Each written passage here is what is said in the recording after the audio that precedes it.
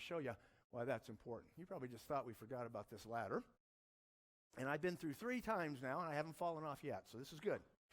Now, it's interesting. Last night I started off and I said, okay, if somebody's on top of a ladder, what do you say to them? And I hadn't thought of this because I thought they would say, don't look down. But somebody over here said, don't fall off, which is probably a better one, all right?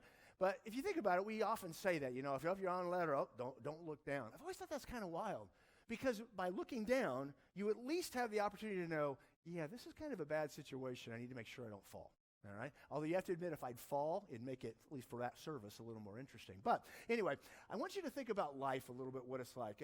I don't know if you guys had a grandma that did this. Maybe some of you actually still do this. But my grandma, she always did the pressure cooker thing. And that bad boy, remember how that is? There was all this pressure. The thing you don't do is open it. I mean, it could seriously kill you. All right, there's all that pressure. And so you've got to let some of that pressure off to be able to do it. Well, it's kind of wild, guys, because Emotions are like kind of, if you watch the stock market, straight down recently, but kind of like the stock market that goes up and down.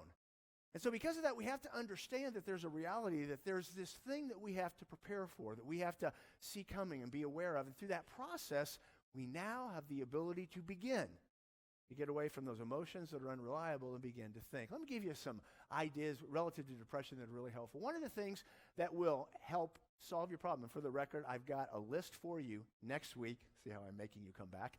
19 things that you can walk through to be able to handle depression and deal with that. But that's next week. First one, though, is kind of interesting, and that is this, guys. We have to learn to be able to deal with the unchangeables when we're depressed. And here's what I mean by that.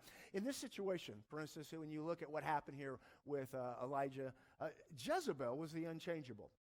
She was a very evil woman. There was nothing that he could do about that. She was very powerful, being the queen at that time. Nothing he could do about that. And so he had to understand that freaking out about something he couldn't change, it was a waste of time. If you look right here, guys, the idea is often the depression we feel is a result of us agonizing, stressing, plotting, and planning how to try and change an unchangeable in our life. As we freak about the things that we can't do anything about. Being able to step back and recognize, you know what, there are a couple things in this situation that are making me feel down. I can't do anything about that and that and that. And so here's the key. If you're right with God, you get to go, so God, that's yours. There's nothing I can do anyway, so I'll leave that out and I'll deal with the stuff I can handle. That's the first step. The second thing to recognize of what took place here, and I want to make sure you see this, and it always makes me laugh when I see it, is where you've got Elijah going kind of that KMN, just kill me now. Kill me now, God. Now, it's kind of wild because he said, just let me die. Really? Now, I want you to think about this.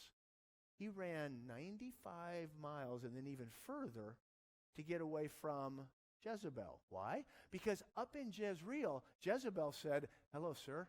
If you would be so kind, I would like to kill you. So, dude, she was willing to take care of this problem. You don't have to ask God to kill you. She wants to kill you. Let her kill you. Well, that wasn't really what he was doing. Because if you look, it actually says, just kill me now, because I'm no better than my ancestors or my fathers. Guys, you have to understand, he was making an accusation against God. He's in this situation. He goes, you know what, God, there's been a bunch of other prophets. You let them get killed too. Probably going to let me get killed. In the middle of his depression, where God had done all this great stuff for him, he decided it was time to blame God. Guys, that's where we often find ourselves. Why? Because we're operating on emotions. And guys, don't forget this. Remember, emotions are fickle, therefore unreliable. So when depressed, do not trust them. We all go there. Just make sure that you don't operate based on that. That's the first step. Well, I